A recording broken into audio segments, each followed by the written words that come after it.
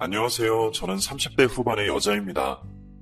제가 이렇게 사연을 쓰게 된 이유는 바로 저의 가장 오래된 친구인 미영이를 고발하기 위해서입니다. 어쩔 수 없이 가명을 사용하고 익명으로 하는 얘기라 많은 걸 밝힐 순 없지만 이 사연을 듣는 분들 중에 제 지인이 있거나 이 얘기를 아시는 분이 있다면 그 주인공이 저라는 사실을 알아주셨으면 합니다. 마음 같아선 정말 사는 곳, 이름, 가족관계, 학교까지 전부 다 밝히고 싶습니다. 제가 그 친구에 대해 모르는 게 거의 없기도 하고 그 친구 역시 저에 대해 너무 많은 걸 알고 있지만 이미 저희 두 사람은 틀어질 대로 틀어졌고 더 이상은 얼굴을 볼 일도 없기 때문에 인권만 아니면 그냥 모든 걸 다 퍼뜨리고 싶네요. 우리나라는 대체 왜 가해자에게도 인권이라는 게 존재하는지 사실 뉴스나 신문을 보면서도 제게는 잘 와닿지 않던 이야기였습니다. 하지만 제가 직접 당해보니 이렇게 억울하고 또 억울할 수가 없네요. 제게는 가족 같은 친구가 있습니다. 아니, 한때는 있었습니다. 지금이야 남보다도 못한 사이지만 정말 한때는 가족보다도 더 가까운 친구 사이였죠. 저는 미영이와 어린 시절부터 단짝 친구였습니다. 한 동네에서 자라 초중 고등학교를 같이 다니고 대학도 같이 입학했습니다. 미영이는 어릴 때 엄마가 일찍 돌아가셔서 할머니의 손에서 자랐고 할머니가 일을 다니셔서 저희 집에서 항상 먹고 자고 정말 친자매처럼 지냈습니다. 특히 저희 엄마도 미영이를 딸이라고 부르면서 밥을 먹을 때면 딸들 얼른 와서 밥 먹어. 오늘 엄마가 갈비 했으니까 밥 남기지 말고 다 먹어야 된다. 알겠지? 이것들은 하여간 반찬에 고기가 없으면 손도 안 대요. 어쩜 둘 다 입맛이 그렇게 똑같은지 누가 보면 둘 다 내 뱃속에서 나온 줄 알겠어. 라면서 툴툴거리긴 하셨지만 저보다 미영이를 더 챙겨주시고 항상 물건을 사도 옷을 사도 미영이 걸 같이 사주곤 하셨습니다. 미영이는 정말 저희 식구나 다름없었습니다. 미영이 할머니께서는 항상 저녁 때 일이 끝나면 저희 집에 오셔서 남은 나물이랑 채소 같은 걸 주셨는데 흙이 묻은 손으로 까만 봉지에 담아 저희 엄마에게 건네며 항상 미안하고 고마워요. 내가 해줄 수 있는 게 이런 거밖에 없네. 저 어린 게 무슨 죄가 있다고 나 같은 늙은이랑 살면서 이런 고생을 하나 몰라. 항상 미안해. 라며 저희에게 감사의 마음을 표현하셨죠. 미영이네 할머니는 시장에서 나물이랑 채소 같은 걸 파는 일을 하셨는데 그걸 팔다가 남으시면 직접 농사를 지은 거라며 저희 집에 가져오곤 하셨습니다. 그럴 때마다 미영이는 할머니의 손을 탁 치면서 할머니, 내가 은혜네 집에 오지 말랬잖아. 시간 되면 그냥 집으로 가. 나도 집에 갈 테니까. 왜 여기까지 와서 사람 쪽팔리게 하고 그래? 라면서 화를 내곤 했죠. 그땐 사춘기라 저도 엄마도 미영이를 말렸고 저희 엄마는 할머니에게 꾸벅 인사를 하면서 아이고 감사해요. 이 귀한 걸 전부 직접 키우시느라 얼마나 고생 많이 하셨을까. 이 귀한 걸 그냥 받을 순 없죠. 제가 금방 가서 돈 갖고 나올게요. 라면서 손에 10,000원, 20,000원씩 쥐어주곤 하셨습니다. 할머니는 항상 고맙다며 저희에게 인사를 하셨고 미영이는 그런 할머니를 보며 부끄럽다고 제게도 짜증을 내고 집에 가기 싫다고 울고불고 화를 내기도 했었죠. 하지만 그렇다고 해서 항상 미영이가 저희 집에 신세만 졌던 건 아닙니다. 미영이는 학원도 안 다니고 따로 과외를 받는 것도 아닌데 항상 반에서는 1등을 했었고 저는 집안이 좀 넉넉한 편이라 과외며 학원까지 다녔는데도 성적이 오르지 않아 고민이었습니다. 그럴 때마다 엄마는 제게 미영아, 네가 은혜 공부 좀 가르쳐줘. 저번에 중간고사 네가 영어 가르쳐줬다며? 세상에, 나는 과외를 끊어서 너무 걱정했는데 너랑 공부하더니 그래도 점수가 좀 올랐더라. 웬만한 과외쌤보다 네가 낫다면서 은혜가 앞으로도 너랑 계속 공부하고 싶대. 그러니까 네가 은혜 공부 좀 알려줘. 라며 말하곤 하셨죠. 그니까 미영아, 그냥 나랑 하자. 너 할머니 일 도와주는 거 알바비 우리 엄마한테 받으면 되잖아.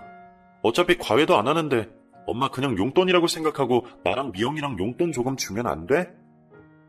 라고 그 당시 어린 나이에 이상한 쪽으로 머리가 잘 돌아갔는지 엄마에게 말도 안 되는 제안을 하곤 했었습니다. 엄마는 제 머리를 때리며 그건 안 돼. 무슨 돈이야 돈은.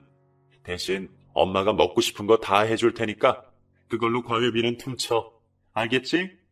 미영아, 그럼 해주는 거다.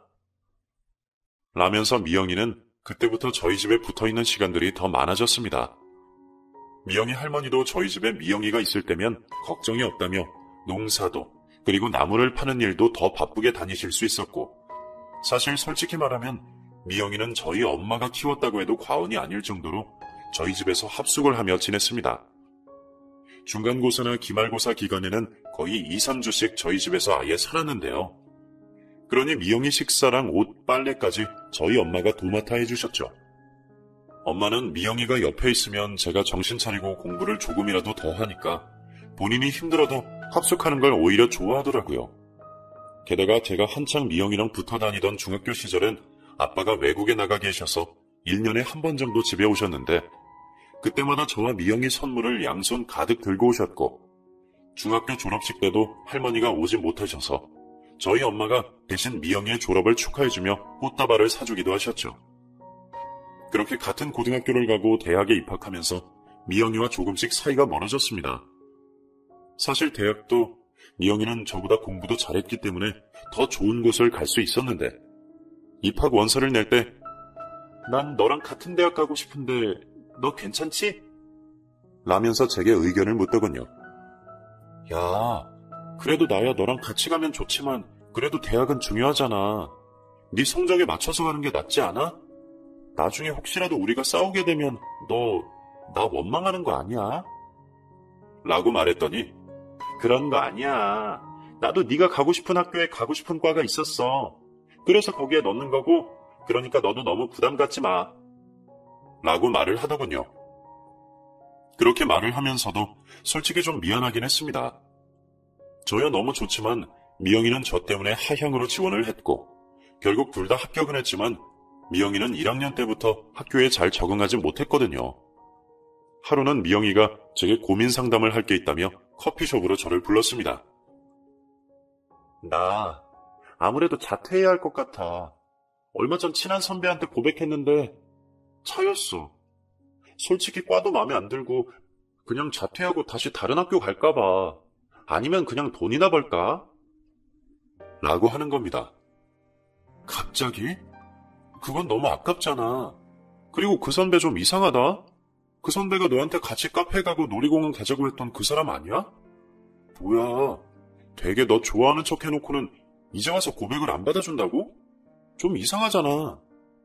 라고 말했더니 사실 그거 너한테 거짓말한 거야. 쪽팔려서. 선배는 나한테 먼저 뭐 하자고 한 적 없어.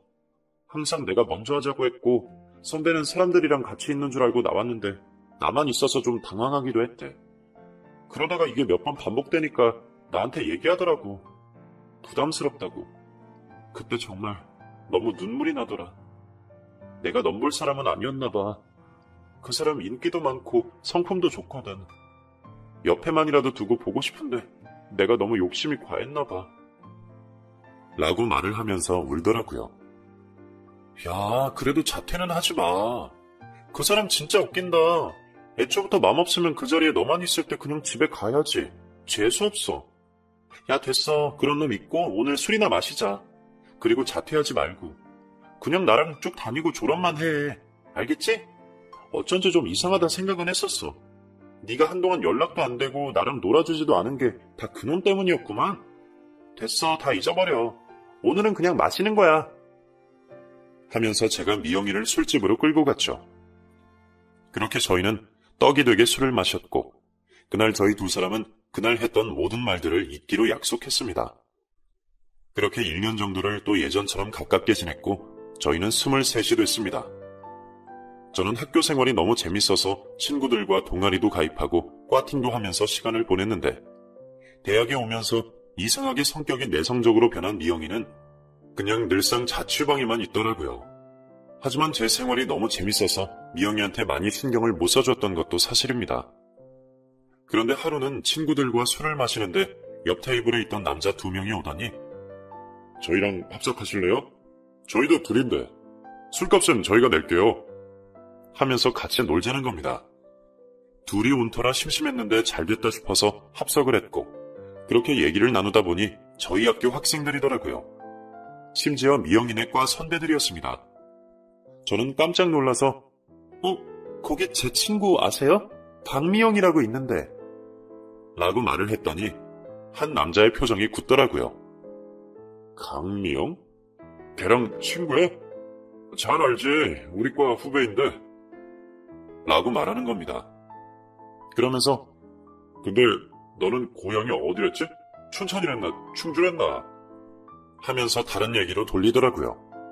저는 그 사람 페이스에 말려 다시 대화 주제를 바꿨고 그 사람이 저희 고향 부근에서 군 생활을 했던 얘기, 그리고 서울에 처음 와서 지하철을 잘못 타서 면접을 못 간 얘기 등등 정말 시간 가는 줄 모르고 대화를 했습니다. 그렇게 새벽 3시까지 놀고 나서 저희 두 사람은 연락처를 교환했습니다.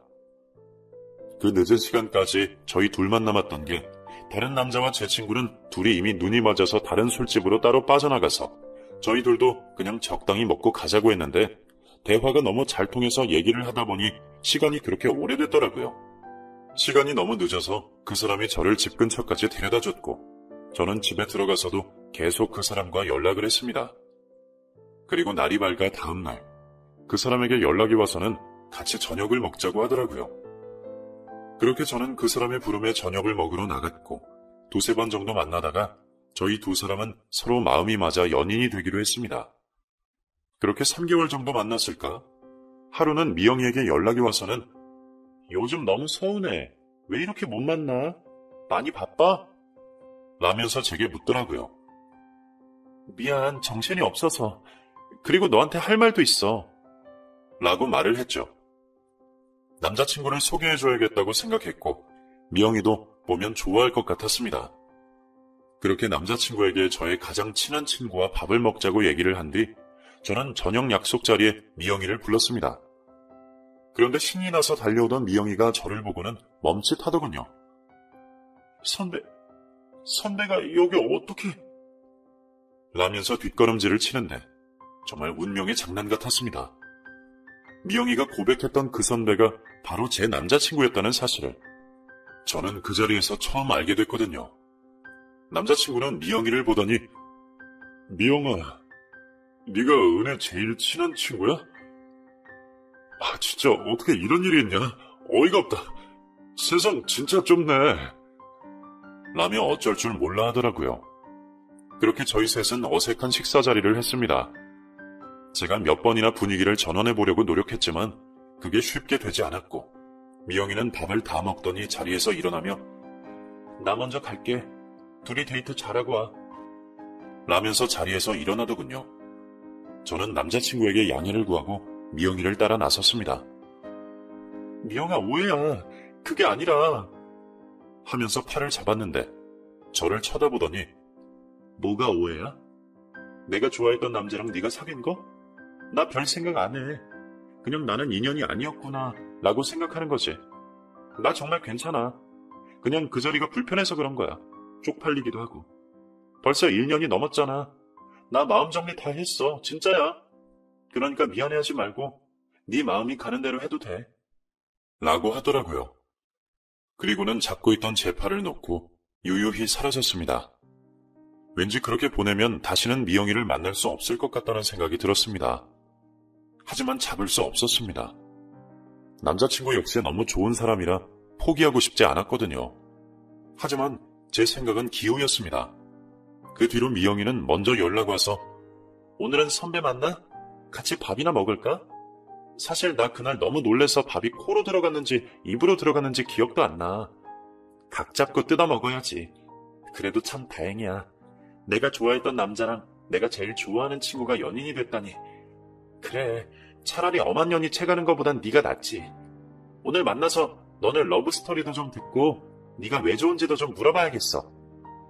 라면서 먼저 약속을 잡기도 했죠. 그렇게 저희 셋은 종종 만나 시간을 보냈습니다.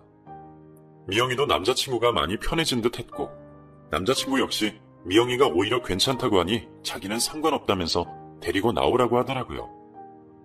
나중에 셋이 사이가 좀 편해진 상태에서 남자친구에게 이야기를 들었습니다. 자기가 예전에 미영이한테 매정하게 굴었던 건 친한 과 선배가 미영이를 먼저 좋아했기 때문이라고 하더라고요. 제 눈치를 봐서 그런지 미영이에게 호감이 있었다고까지는 말은 안 했지만 하여튼 그런 이유로 미영이를 밀어내고 고백을 거절했다고 해요. 그 얘기를 들으니 미영이도 덜 민망해하고 더욱 셋이서 편하게 함께 지낼 수 있었답니다. 그렇게 저와 남자친구는 1년 정도 연애를 하면서 미영이도 남자친구가 생겼습니다. 그러다 보니 자연스레 우리 두 사람은 멀어졌고 연락을 하지 않게 됐죠. 그 사이 저는 남자친구와 다투기도 하고 몇 번 헤어짐의 위기도 있었지만 그래도 워낙 대화가 잘 통하는 사람이다 보니 금방 화해하기도 했고 그 사람의 취업 준비 기간 동안 뒷바라지를 하기도 했습니다. 그렇게 3년 정도 연애를 했을 무렵 하루는 미영이에게 연락이 왔습니다. 그리고 문자를 확인했는데 결혼을 한다며 모바일 청첩장을 보냈더라고요. 저는 그 자리에서 바로 전화를 걸어 미영아, 무슨 일이야? 너 결혼하는 거야? 웬일이니 진짜. 너무너무 축하한다. 기집애 네가 먼저 가는구나. 부럽다 부러워. 하면서 축하해줬습니다. 하지만 미영이는 씁쓸한 말투로 그렇게 됐어. 나 사실 임신했거든. 그래서 좀 허겁지겁 준비하게 됐어. 기분이 착잡하다. 이 남자랑 결혼할 거라고는 생각도 못했는데 남편은 가진 것도 없고 게다가 아직 시험 합격도 못했는데 우리 잘 살 수 있을지 모르겠어. 라고 푸념을 하더라고요. 무슨 일을 하길래 시험을 보는지 물어보고 싶었지만 합격도 못했다기에 굳이 묻지 않았고 저는 친구의 편에 서서 야, 그게 무슨 소리야. 당연히 잘 살지. 아기가 생긴 것도 축복이야. 너무너무 잘 된 거야. 오빠랑 꼭 같이 갈게. 오빠도 놀라겠다. 너 결혼한다고 하면 진짜 좋아할 거야. 라면서 전화를 끊었습니다. 그렇게 2달 뒤쯤 친구 미영이의 결혼식에 오빠와 함께 참석했고 그곳에서 미영이 남편과 잠깐 인사를 했네요. 그리고 1년 뒤 저희 두 사람도 결혼을 했고 그땐 미영이가 아이를 안고 와서 저희 두 사람을 축하해줬습니다. 결혼을 준비하기까지 남자친구의 가족들과도 복잡한 일들이 많았지만 그 사람이 너무 좋아서 파혼할 생각은 없었고 그냥 결혼을 진행하기로 했었고 저희 부모님의 도움으로 서울 구석에 작은 아파트를 구할 수가 있었습니다. 저희 두 사람은 나름 연애를 길게 했지만 결혼은 완전 다른 거더라고요. 우리 둘만의 문제가 아닌 집안이 엮여 있어서 그런지 연애 때보다 시댁이나 가족 문제로 다툼도 잦고 또 하루 종일 같이 있다 보니 생활 습관이 달라 싸우는 경우도 많이 생기더라고요. 그래서 나름 권태기인 것 같아 친구에게 상담을 했는데요. 그때 제게 빨리 아이를 가지라고 하더라고요. 사실 결혼 생활의 로망 같은 거는 신혼 1, 2년이면 끝이고 그 후로는 서로의 연결고리인 아기 보는 맛에 동지애로 살아간다고 하더라고요. 그 말을 들으니 뭔가 솔깃했습니다. 게다가 저보다 먼저 결혼한 미영이가 아이를 키우는 모습을 보니 갑자기 저도 아이가 갖고 싶어졌습니다. 오빠, 우리도 아이 좀 일찍 갖는 거 어때? 미영이 얘기 들어보니까 낳을 거면 빨리 낳아서 키우라던데. 라면서 팔짱을 꼈는데 제 팔을 풀으며 미영이가 그래? 웃긴다. 애가 있는 게 그렇게 행복한가? 라며 비웃더라고요. 그때 남편의 싸함을 느꼈습니다. 이 사람이 아이에 대해서 혹시 부정적인가? 아이를 갖고 싶지 않은 건 아니겠지? 라는 생각으로 남편에게 여보, 혹시 당신 아이 안 가질 생각은 아니지? 결혼 전에 우리 이런 얘기를 좀 했어야 했는데 당신이 평소에 애기들 지나가고 이러면 잘 웃고 그래서 난 당신이 당연히 애기 좋아하는 줄 알았는데 꼭 그렇지 않은 것 같기도 하고 나 요즘 좀 헷갈려. 라고 물었더니 애기? 애기 좋지. 낳아야지. 근데 지금은 아니야. 좀 나중에 다시 얘기해보자. 라면서 은근슬쩍 대화를 끊고 방으로 들어가더라고요. 저희가 결혼 준비하면서 돈 문제랑 시어머니 때문에 좀 다툼이 많았는데 그때 이후로 남편은 좀 많이 변했다는 생각이 들더군요. 뭐 특별한 이유는 아니고 그냥 여기 사연 채널에 올라오는 것처럼 시어머니가 갑질 아닌 갑질을 하셔서 그것 때문에 트러블이 많았습니다. 결론은 남편이 중간에서 어느 정도 중재를 해주다가 나중에는 두 손 두 발 들고 아예 시어머니와 제가 서로 안 보고 살기로 합의를 했습니다. 그래서 추석이나 설날에 남편 혼자서만 시댁에 내려가는데요. 하지만 웃긴 게 자기 입으로 시어머니 보지 말라고 해놓고서는 또 막상 제가 진짜 시댁에 진짜 발길을 끄느니 그걸 또 서운해하더라고요. 그래서 그 후로는 별거 아닌 거에도 툭툭 화를 내고 제게 무심해지고 꽤 오래 연애했다고 생각했는데 사람이 이렇게 한순간에 변할 수 있는 건가? 라는 생각이 들었습니다. 주변 결혼한 언니들 말 들으면 시댁 문제는 절대 굽히지 말라고 해서 저도 계속 무시하고 연락을 안 하고 있는데요. 그러니 잠자리는커녕 가벼운 스킨십도 안 한 지 오래되었습니다. 하지만 그렇다고 해서 완전 냉랭한 분위기는 아니었어요. 그냥 오래된 부부처럼 평범하게 지냈어요. 그러다가 여자의 촉이 제대로 서게 된 날이 왔습니다. 그날은 남편이 술을 마시고 집에 들어와서 씻지도 않고 침대에 벌렁 누운 날이었습니다. 평소에 이렇게까지 술을 마시지 않는 사람인데 그날 술이 떡이 된 모습을 보니 좀 짜증이 나더라고요. 그런데 그때 가방에서 띠링 하는 소리가 들렸습니다. 평소 같으면 신경도 안 썼을 텐데 이상하게 그날은 남편의 옷을 벗기면서 왠지 휴대폰이 보고 싶어졌고 저는 휴대폰 비밀번호 누르고 잠금을 열었습니다. 평소 저희 부부는 휴대폰을 오픈하는 사이였고 그렇다고 해서 서로 사생활을 간섭하진 않았기에 그냥 그러려니 하고 살았는데 이 늦은 밤에 온 문자를 확인해보니 숫자 0이라고 저장된 사람이 문자를 보냈더라고요. 오빠 집에 잘 들어갔어? 술 너무 많이 마신 거 아니야? 은혜가 걱정하겠는데 나중엔 섞어 먹지 말고 소주만 달리자. 오늘 너무 재밌었어. 라는 문자였습니다. 제 이름을 아는 걸 보니 저랑도 아는 공통 지인인 듯 했는데 저와 남편이 같은 학교를 다니다 보니 겹치는 사람이 너무 많아서 도저히 누군지는 짐작을 못하겠더라고요. 그렇게 그 문자만 보고 말았어야 했는데 저는 그 숫자 0으로 저장된 여자와 나눈 대화를 하나씩 올려보기 시작했는데 둘이 나눈 대화를 보니 아주 연인이 따로 없더라고요. 아침부터 카톡을 시작해서 밤까지 계속 연락을 하고 단둘이 외곽으로 드라이브도 가고 심지어 하루를 같이 보낸 정황도 문자에 남아있더군요. 저는 순간 손이 벌벌 떨리고 너무 화가 나서 그 자리에서 바로 그 여자에게 전화를 걸었습니다. 그리고 2번의 신호가 울렸고 그 여자가 전화를 받았습니다. 뭐야, 왜 전화했어? 술 먹으니까 나 보고 싶어서? 라면서 바로 애교를 부리는데 저는 그 목소리를 듣고 바로 전화를 끊어버릴 수밖에 없었습니다. 그 목소린 제가 분명 아는 목소리였고 믿고 싶지 않았지만 미영이 목소리 같았거든요. 저는 설마 하는 마음으로 연락처를 확인했는데 제가 외우고 있는 미영이의 번호가 맞더라고요. 순간 머리가 멍해지는 것 같았습니다. 어떻게 다른 사람도 아니고 제 친구와의 바람이라니, 심지어 애까지 있는 유부녀와의 바람이라니. 진짜 이 모든 게 거짓말이길 바랬지만 현실은 제 30년 지기 친구와 바람난 남편이었고 제 친구는 상간녀일 뿐이었습니다.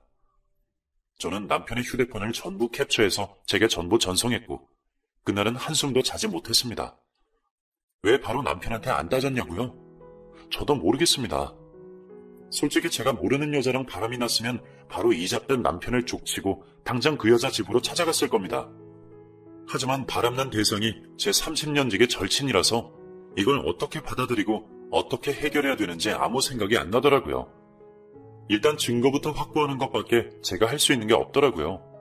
그래서 그 뒤로 저도 모르게 병적으로 남편 휴대폰에 집착하며 남편을 뒷조사하기 시작했습니다. 바보 같은 남편은 제가 눈치챘는지도 모르고 히히낙낙거리면서 미영이랑 하루 종일 문자를 하는 것 같더라고요. 그렇게 2주쯤 지났을까? 그날도 새벽에 부스스하게 일어나서 남편 휴대폰을 훔쳐보는데 주말에 또 외곽으로 데이트를 가더라고요. 아이는 시어머니가 봐준다면서 혼자 한껏 신난 미영이의 말도 너무 웃겼고 남편은 아이는 데이트에 데리고 오지 말라며 죄책감 느낀다면서 미영이를 진정시키는 대화를 나누는데 진짜 그 문자를 보면서 딱 어울리는 한마디는 꼴값 떨고 앉아있네 라는 말이었습니다. 그리고 오늘이야말로 이 두 사람을 족쳐야겠다는 생각이 들더라고요. 한 2주 정도 그렇게 혼자서 차분하게 지금의 상황을 받아들이니 더 이상은 가만히 있어서는 안 된다는 생각이 들었어요. 그래서 마찬가지로 그 문자 역시 전부 캡처해서 제게 보냈고 이번 주말은 현장에서 증거 사진을 반드시 찍어야겠다는 생각으로 남편과 제 친구가 바람 피우는 현장에 따라가 보기로 했죠. 막말로 갑자기 꼭지가 돌아버리면 제가 그 현장에 나타나서 난장판을 만들어버릴 생각도 있었습니다. 그렇게 주말이 왔고 남편은 출장을 간다며 짐을 싸기 시작했습니다. 간단한 세면도구와 평소 자주 쓰던 로션은 꼭 필요하다며 작은 가방에 챙겨나갔고 뒤도 안 돌아보고 가더군요. 저는 10분 뒤 남편의 차를 뒤따라 나섰습니다. 혹시 몰라 그 전날 남편의 차량 밑에 위치 추적기까지도 붙였습니다. 그렇게 철저하게 준비를 한 후에 미행을 했어요. 미영이도 운전을 할 줄 알아서 아마 약속 장소에서 만날 거라 생각했고 역시나 제 예상대로 가평 쪽으로 빠지더라고요. 그렇게 외곽에 있는 한 카페에 남편은 차를 댔고 남편이 도착하자마자 미영이가 카페 안에서 손을 흔들고 있었습니다. 저는 멀리 차를 대고 카페 안을 쳐다봤는데 정말 모르는 사람이 보면 두 사람은 부부, 아니 연인이라고 해도 이상하지 않을 정도로 다정한 모습을 보이더군요. 솔직히 화가 난다기보단 억울하고 분통했습니다. 하지만 이런 기회가 또 언제 올지 모른다는 생각에 저는 열심히 바람 현장을 사진으로 담았고 두 사람이 카페 밖으로 나올 때 몸을 웅크리며 제 몸을 숨겼습니다. 미영이는 본인 차를 카페 주차장에 세워두고 남편의 차를 탔습니다. 그리고는 두 사람은 한참을 달리더라고요. 드라이브라도 하는 건지 1시간 정도 달리다가 점점 속도를 낮추더니 인적이 드문 모텔촌 쪽으로 점점 차를 몰고 가더라고요. 순간 저는 어떻게 해야 할지 몰라 운전대를 잡고 버벅이다가 누구에게라도 도움을 요청해야겠다는 생각에 우선 경찰서에 전화를 걸었습니다. 안녕하세요. 저 실례지만 이런 것도 출동을 해주실지 모르겠어요. 제가 지금 사기꾼을 잡았거든요. 근데 저 혼자는 안 될 것 같아서 좀 도와주실 수 있나 해서. 라고 문의했더니 주소를 알려달라고 하더라고요. 저는 남편 차가 가는 곳을 따라 모텔 주소를 댔고 경찰은 곧 도착하겠다는 말을 남기고 전화를 끊었습니다. 차 안에서 두 사람은 무슨 짓을 하는지 한참 동안 내리지 않다가 미영이가 먼저 차에서 내렸고 남편이 그 뒤에 따라 내리더라고요. 저는 모텔에 들어가려는 두 사람을 보고는 갑자기 꼭지가 돌아서 그 자리에서 저도 내려 두 사람을 향해 걸어갔습니다. 그것도 박수를 치며 화통하게 웃으면서 말이죠. 아주 잘들 논다, 잘들 놀아. 재밌어? 나 속이고 둘이 바람나니까 재밌어? 라면서 태연하게 두 사람을 향해 걸어갔습니다. 여보, 어떡해? 하면서 저를 보고 눈이 동그래진 남편과 제 얼굴을 보더니 깜짝 놀라며 다시 앞자리 문을 열어 조수석에 냉큼 올라타는 미영이를 보니 웃음이 나더라고요. 아이고, 숨어? 야, 나와. 이제 와서 왜 숨어? 누가 너인 거 모를까봐 그래? 창문 깨부숴버리기 전에 좋은 말로 할 때 나와. 미영아, 너 내 성격 알지? 나 미치면 물불 안 가리고 사람 잡는 스타일인 거 네가 더 잘 알잖아. 야, 진짜 살다 보니 이런 날이 온다. 세상에, 둘이 눈이 언제 맞았대? 나도 모르는 사이에. 미영이 너 이러는 거 남편도 알아? 우리 남편이랑 이렇게 여기저기 모텔 전전하면서 다니는 거 너네 남편도 아니? 라면서 제가 창밖에서 유리창을 두들기며 말했죠. 남편은 그런 저를 말리면서 여보 왜 이래? 미안해. 이건 나랑 얘기해. 미영이는 잘못 없어. 제가 문제야. 나랑 말하자. 하면서 제 손목을 끌더라고요. 저는 그 손을 뿌리치며 너? 잘못이 없어? 웃기고 있네. 야, 너나 쟤나 똑같은 년놈이야. 이 와중에 누가 잘못이 있고 없고가 중요하니? 너네 둘 다 내가 콩밥 먹일 거니까 그렇게 알아. 하면서 제가 남편과 실갱이를 벌이던 그때 경찰이 도착했습니다. 저는 사이렌을 끄고 우리 쪽을 향해 오는 경찰차를 보고 여기요! 여기에 있어요. 지금 이 차 안에 있고요. 이 사람 제 남편이에요. 잡아가셔도 됩니다. 어차피 가서 조사받아야 되잖아요. 그리고 이 안에 있는 사기꾼 여자 있어요. 그 여자도 잡아가세요. 빨리요. 하면서 저는 차 문을 열려고 발버둥 쳤습니다. 경찰은 저를 보더니 사기꾼이라더니 아니에요? 바람입니까? 세 분이서 원만하게 해결 좀 하시지. 라면서 투덜대더라고요. 저는 차 본네트까지 올라가서 앞유리에 대고 야, 내리라고! 너 지금 여기서 안 내리면 내가 이 차에 불 지른다. 좋은 말로 할 때 내려. 내려서 얼굴 보고 얘기하자고! 라며 소리를 지르기 시작했습니다. 남편은 저를 말리기 시작했고 제가 앞유리를 주먹으로 쳐대자 그때 갑자기 차문이 열리면서 미영이가 차 밖으로 내리더라고요. 진짜 듣자니 열받네. 야, 네가 뭐 그렇게 잘났어? 그리고 막말로 내가 네 남편 꼬셨냐? 네 남편이 나 꼬신 거야. 난 처음부터 싫다고 했어. 근데 저 사람이 나 아니면 안 되겠다고 하는데 어떡하냐? 나도 사람이야. 나도 저 사람 오래 좋아했어. 마음 다 정리된 줄 알았는데 흔드니까 흔들리는 걸 어떡하라고! 하면서 소리를 지르는데 그때 경찰이 차에서 내린 제 친구를 보더니 아무 말도 못하고 가만히 있는 겁니다. 아저씨 뭐예요? 빨리 잡아요. 저 여자라고요. 하면서 제가 그 경찰을 끌고 미영이 쪽으로 데리고 오자 그 경찰이 미영이를 보고 아무 말도 못하더라고요. 그리고는 갑자기 미영이가 바닥에 주저앉아 울기 시작했습니다. 이건 아니야. 미쳤어. 이건 아니야 정말. 이게 말이 돼? 어떻게 이런... 말도 안 돼 진짜. 이건 아니야. 하면서 소리를 지르는데 그 경찰은 미영이를 보고 가만히 있더라고요. 그리고 같이 온 다른 경찰이 미영이 손목을 잡더니 수갑을 꺼내 한쪽 팔에 채우자 갑자기 그 경찰을 밀치면서 야, 이 새끼야. 누가 수갑 채우래? 됐어. 내가 데리고 갈게. 라면서 한쪽 손목에 걸려있던 수갑을 풀어주더라고요. 그리고는 미영이 손목을 잡더니 당신 지금 이게 무슨... 나 지금 너무 기가 막혀서 말도 안 나온다. 가서 얘기해. 빨리 차에 타. 라며 미영이를 경찰차에 태우는 겁니다. 미영이는 그 남자에게 질질 끌려가며 여보 미안해. 여보 하면서 울더라고요. 솔직히 저도 너무 놀랐습니다. 제가 어디서인지도 모르고 그냥 제가 신고한 곳에서 가장 가까운 경찰서에 있는 경찰들이 현장에 와준 건데 그 사람이 미영이 남편일 거라고는 생각도 못했거든요. 전 미영이 남편이 시험을 준비하고 있다는 것만 알았지 합격을 했는지 그 시험이 경찰 시험인지도 모르는 상태였는데 진짜 사람이 죄를 짓고 살면 안 된다는 걸 그날 뼈저리게 느꼈습니다. 그렇게 저희 세 사람은 경찰서로 갔고 경찰서 안에서 미영이는 아무 말도 하지 않고 계속 울기만 했습니다. 미영이 남편 되는 사람은 미영이와 한쪽 구석에 앉아 무슨 얘기를 하는지 모르겠지만 미영이는 계속 울기만 하더군요. 그렇게 저와 미영이 남편은 연락처를 서로 교환했고 저는 남편과 함께 집으로 왔습니다. 그리고는 집에 도착해서 제가 먼저 짐을 싸기 시작했죠. 우리 이혼하자.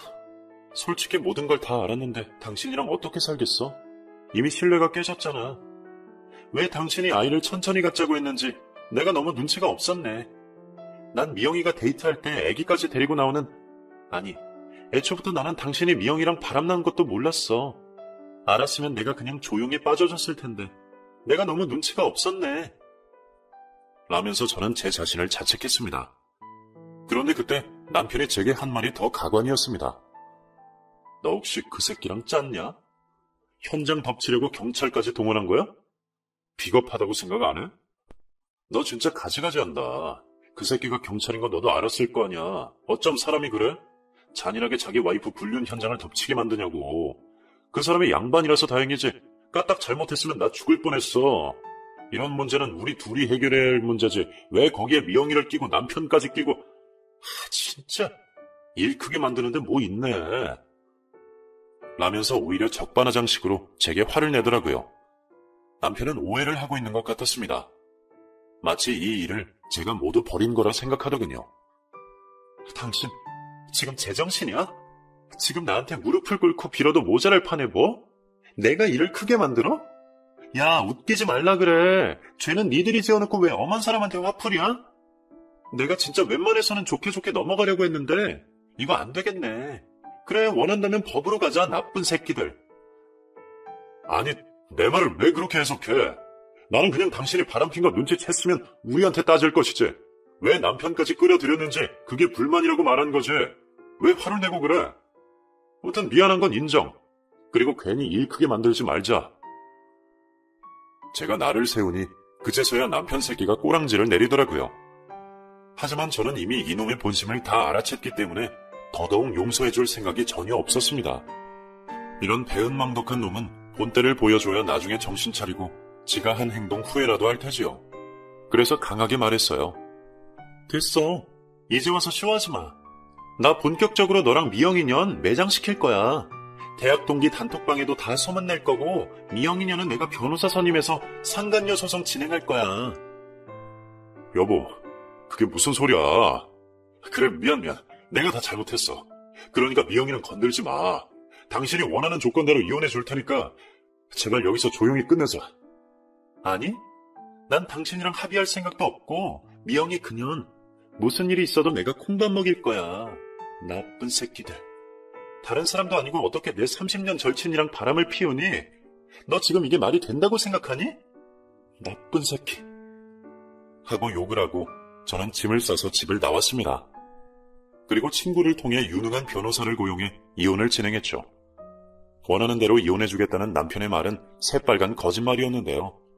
한 푼이라도 지가 더 가져가려고 뻗팅기길래 결국 법정 소송까지 번졌습니다. 저는 그동안 모은 문자 내역과 모텔 사진을 확실한 불륜 증거 자료로 법원에 제출했고 남편의 유책 사유가 인정되어 제가 승소할 수 있었습니다. 처음 제가 요구한 만큼의 위자료와 재산 분할은 이루어지지 않았지만 이 정도면 충분히 만족할 만한 재판 결과라서 내심 흡족하게 받아들였습니다. 재판 과정에서 남편과 미영이는 1년 정도 서로 사랑하는 마음을 가졌다며 자백을 했고 미영이 역시 저를 보고는 미안하다고 아이가 있으니 원만하게 합의를 하자고 제안을 하더라고요. 저는 이 두 불륜 남녀들을 용서해주고 싶은 마음이 쥐똥만큼도 없어서 바로 이혼 소송에 이어 상간녀 소송을 진행했습니다. 너무 증거가 확실하고 명백하기에 제가 이기는 건 식은 죽 먹기였어요. 그동안 남편 핸드폰으로 몰래 찍은 둘의 은밀한 대화 내용이 제기는 수두룩했기에 죄를 입증하는 건 어렵지 않았죠. 하지만 제가 생각하는 것처럼 미영이는 형을 살진 않았고 벌금 정도 내고 이혼을 마무리했습니다. 솔직히 그것도 제 성에 차지도 않지만 울고불고 사정을 하니 저도 마음이 좀 약해지긴 하더라고요. 상간녀 소송 후 제가 따로 소문내지 않았지만 자연스럽게 저희 부부의 이혼 사실과 그 원인을 대학 동기들이 모두 알게 되었어요. 말로는 남편에게 얼굴도 못 들고 다니게 소문낼 거라고 협박했지만 실제로는 전혀 그럴 생각이 없었는데요. 왜냐하면 친구에게 남편 뺏긴 불쌍한 여자 타이틀을 얻고 싶지 않았거든요. 하지만 어떻게 알았는지 대학 동기들도 모두 알게 돼서 둘 다 친구들에게 손절당했다고 하더라고요. 저희 부부가 이혼했으니까 미영이 부부도 이혼했을 거라고 생각하실 텐데 둘은 계속 같이 살기로 했나 보더라고요. 심지어 미영이 남편은 그날 그 현장의 모든 걸 봤음에도 아이가 있어서 그런지 이혼은 안 하고 계속 부부관계를 유지하기로 했다는 말을 듣고 진짜 또 한 번 충격을 받았습니다. 하지만 시간이 지나니 미영이 남편의 선택도 어느 정도 이해가 가더라고요. 그때는 어려서 저의 억울한 감정만이 앞섰지만 둘 사이에서는 아이라는 매개체가 있으니 쉽게 헤어질 수는 없겠더라고요. 만약 제가 아이를 너무 원해서 남편과 저 사이에 아이가 생겼다면 과연 저는 이혼을 선택할 수 있었을지 많은 생각이 들더라고요. 그 뒤로도 미영이에게 미안하다고 잘못했다고 몇 번씩이나 연락이 왔습니다. 하지만 저는 끝까지 받지 않았고 나중에는 아예 미영이 번호까지 차단했습니다. 그러니 결국 저희 집까지 찾아오고 심지어 저희 고향집에 와서 저희 엄마에게 대신 잘못했다고 무릎을 꿇고 빌었다는데 제가 그 말을 듣고 너무 기가 막혀서 미영이네 집까지 찾아가서 머리채를 잡고 싸우기도 했네요. 대체 무슨 낯짝으로 저희 엄마까지 찾아온 건지 지금 생각하면 진짜 그년이 제일 난년이라는 생각이 듭니다. 나를 얼마나 핫바지로 보았으면 그런 파렴치한 짓을 저지르고 뻔뻔히 연락을 하는지. 그날 제 손에 반쯤 쥐어 터지고 나니 그 이후로는 연락하지 않더라고요. 제가 너무 그동안 착하게만 살아서 그런 애한테 당한 건지. 지금은 시간이 꽤 흘렀지만 그때만 생각하면 너무 억울하고 아직도 분하다는 생각이 들어 가슴을 치며 잠이 드네요. 한동안 정신과 상담도 받고 수면제 없으면 잠도 못 잘 정도로 힘들었지만 시간이 약이라는 말이 있듯이 지금은 그 정도까지는 아니고 조금은 회복된 것 같습니다. 저는 이 일이 일어난 이후로 사람을 절대 믿지 않기로 했습니다. 저와 30년을 알고 지냈던 가족 같은 친구에게도 이런 일을 당하는데 또 어떤 사람이 제 뒤통수를 치게 될지, 그러니 그 사건 이후 여자든 남자든 깊은 관계를 맺는데 어려움이 생기더라고요. 그 전에는 사교적인 성격의 모임도 자주 나가고 친구들 만나는 것도 참 좋아했는데요.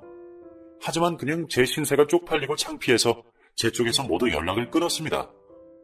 앞으로 제가 다시 남자를 만날 수 있을지도 모르겠고 여자인 친구와 가깝게 지낼 수 있을지도 모르겠습니다. 그 사건 이후 2년을 방에서 혼자서만 있다 보니 너무나도 외롭고 사람이 그리운데요. 하지만 옛날 생각하면 아무도 믿을 수가 없게 되었습니다. 벌써 정신과 진료를 받은 지 2년이 넘었지만 사람을 못 믿는 병은 아직도 사라지지 않습니다. 제가 바라는 건 딱 하나입니다. 미영이가 누구보다 불행하길, 그리고 제 불행까지 전부 가져가서 앞으로 남은 시간 역시 너무너무 힘들게 살길 바라고 또 바라봅니다. 긴 사연 들어주셔서 감사합니다.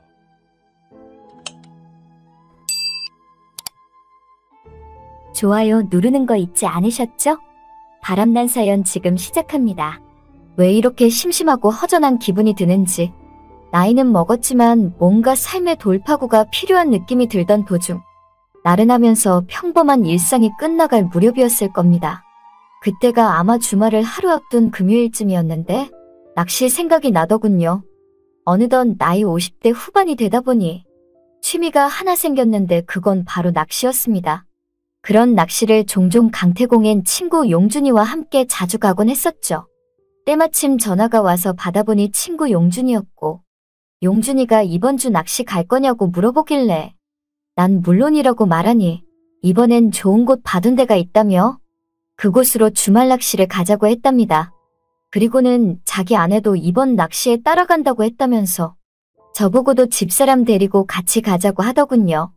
그래서 일단 집사람에게 물어보고 간다고 하면 그렇게 한다고 했답니다.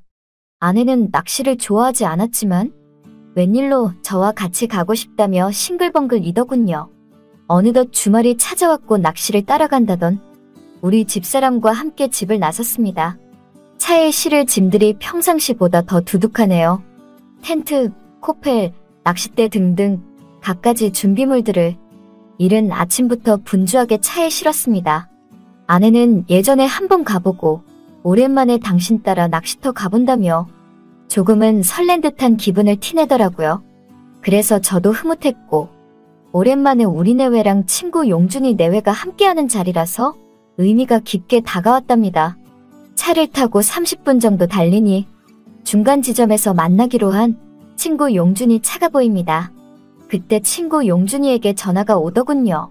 자신이 먼저 앞장서서 갈 테니 뒤따라 오라는 전화였습니다. 저는 알았다고 하고 운전을 하며 용준이 차를 뒤따랐고, 달리고 달리길 50분쯤 지나니 어느덧 용준이가 말한 낚시터에 도착하게 되었죠. 드넓은 호수가 보였고 주위엔 산으로 둘러싸여 있어서 정말 한적하니 너무나 좋은 곳이었습니다. 우리 내외와 용준이 내외는 차에서 내려 서로 가볍게 인사를 한 뒤 텐트를 치기 시작했답니다. 아내들은 여기 정말 좋다고 하면서 이런데 어떻게 알았냐며 들떠있는 표정들이더군요. 어느덧 텐트는 다 쳤고 용준이와 전 바쁘게 입질이 잘 올 것 같은 곳으로 가서 낚싯대를 설치했습니다. 용준이가 하는 말이 여기서 손맛을 많이 봤다고 하며 저번에 자기가 여기서 월척 잉어 한 마리 잡았다면서 오늘도 왠지 그럴 것 같다며 흥분된 느낌을 감추지 못하더군요. 남편들이 낚시에 빠져있을 때쯤 아내들은 식사 준비에 여념이 없었습니다. 가지고 온 버너에 불을 켜고 코펠에 밥과 찌개를 끓이기 시작했습니다. 보글보글 찌개 끓이는 소리가 낚시하는 제 귓가에까지 들리더군요. 그때 용준이가 메기 한 마리를 금세 잡았다면서 이거라도 빨리 손질해서 찌개에 넣자고 하더군요. 그러자 아내들이 더욱더 분주하게 움직였고 평범한 찌개에서 갑자기 메기 매운탕으로 메뉴가 급 변경되었죠. 그리곤 우리는 맛있게 식사를 하게 되었답니다. 여기까지 모처럼 아내들과 왔는데 술이 빠지면 섭섭하죠. 아내들과 소주를 나눠 마시며 이런저런 옛날 얘기들을 꺼내기 시작했습니다. 우리가 함께 살아온 평범하지만 재밌었던 그때의 이야기들을 말이죠. 나이를 1살 2살 더 먹으면서 예전 이야기들을 추억하니 술맛이 더욱더 달더군요. 그리고 모처럼 이렇게 다 함께 모이니 저 역시도 기분이 좋았답니다. 그렇다 보니 건배하면서 술을 물 마시듯 기분 좋게 들이키게 되었고 아내들은 홀짝홀짝 매운탕과 함께 소주를 잘도 마시더군요. 그리하여 흥에 겨운 술자리는 더욱더 깊어지기 시작했습니다. 그렇게 즐거운 시간을 보내던 도중 뭔가 걸려든 것 같아 낚싯대를 들어올렸는데 역시나 큰 월척 잉어였습니다. 아내들은 그거 보고 완전 신기해하고 서로 박수치고 난리도 아니더군요. 그 기분에 더욱더 분위기는 고조되고 업되어서 우리는 소주를 1병, 2병, 3병, 4병, 5병, 거의 8병을 함께 나눠 마셨습니다. 그러자 아내들은 술을 많이 마셔서 너무나 피곤하다며 각자의 텐트에 먼저 들어간다고 하더군요. 아까 텐트 칠 때 우리 텐트 하나, 용준이네 텐트 하나 해서 2개의 텐트를 쳤는데 아내들은 그렇게 그 텐트 안으로 각자 한 명씩 들어가서 잠을 청하기 시작했습니다. 친구 용준이와 함께 저는 어느덧 어두워진 밤낚시를 조금 즐기다가 우리도 피곤하고 술 기운이 올라서 각자 텐트로 들어갔죠. 밤낚시를 해야 하기 때문에 잠시 1시간 정도만 눈만 붙이러 들어간 거였는데 순간 잠이 들었습니다. 그런데 얼마 못 자고 슬슬 소변이 마렵더군요.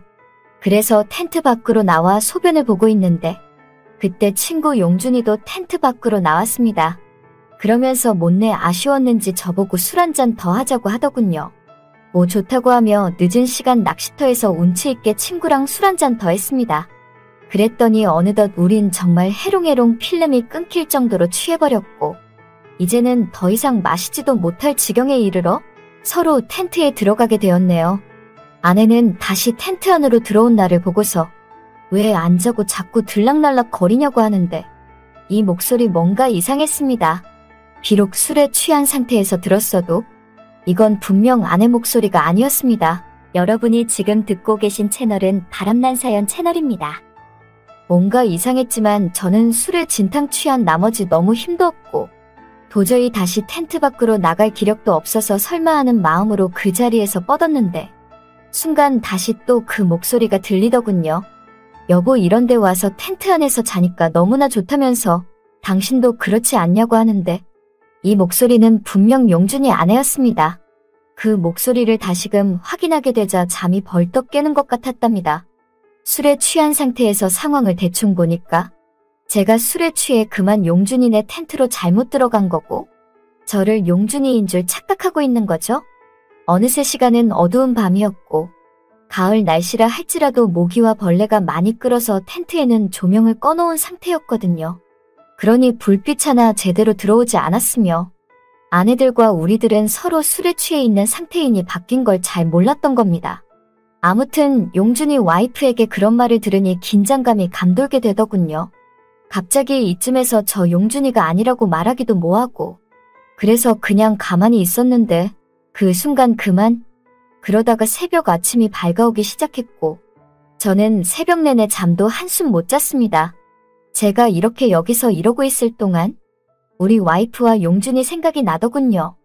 용준이와 내가 서로 텐트를 잘못 찾아갔다면 분명 용준이도 뭔 일이 있었을 것 같아 영 마음이 찝찝했습니다. 하지만 분명 용준이는 나보다 더 술에 진탕 취했었고 잘못 들어갔어도 뻗어서 잠만 잤으리라 여겼습니다. 아내 역시도 술이 약한 편이라 텐트에서 내내 실컷 잠만 잤으리라 생각했고요. 저는 용준이 와이프가 잠자는 걸 틈타 몰래 텐트 안에서 나왔고 용준이도 그때 마침 눈을 비비며 아무것도 잘못된 게 없었다는 듯이 우리 부부의 텐트 안에서 먼저 나오더군요. 평범한 용준이 모습을 보니 안심이 됐습니다. 다행히 아무 일도 없던 것 같았죠. 그리곤 그 뒤 아내들이 깨어서 일어났고 아침 공기를 쐬며 산책도 잠시 하고 아침밥도 맛있게 해서 먹고 이제 슬슬 집으로 돌아갈 준비를 했답니다. 우리 부부는 차를 타기 전 먼저 용준이 내외랑 인사를 했고 껄끄러운 느낌이 드는 나와 달리 용준이 와이프는 어제 일이 아무것도 생각이 안 난다는 듯이 그냥 편하게 인사하고 헤어졌답니다. 그런 뒤 저는 와이프랑 집으로 돌아가기 위해 차에 올랐는데 아내가 그때 말을 하더군요. 여보 어제는 정말 당신 같지 않더라? 그래서 제가 그게 무슨 말이냐고 하니까 당신이 그렇게 대단한지 어제 처음 알았다면서 그러길래 집에서도 진작에 그렇게 좀 해보지 라고 하는데 이게 당최 무슨 말인지 그러면서 너무나 좋았다고 하면서 당신의 진면목을 보려면 이렇게 종종 당신 따라 낚시터도 오고 텐트에서 자면서 당신에 대해 더 알아가야겠다는 말을 하더군요. 그 말을 들으니 저는 머릿속이 하얘졌습니다. 이놈의 여편네, 어제 대체 무슨 일이 있었던 걸까요? 저만 그런 게 아니었다니. 다음부턴 낚시 갈 때 혼자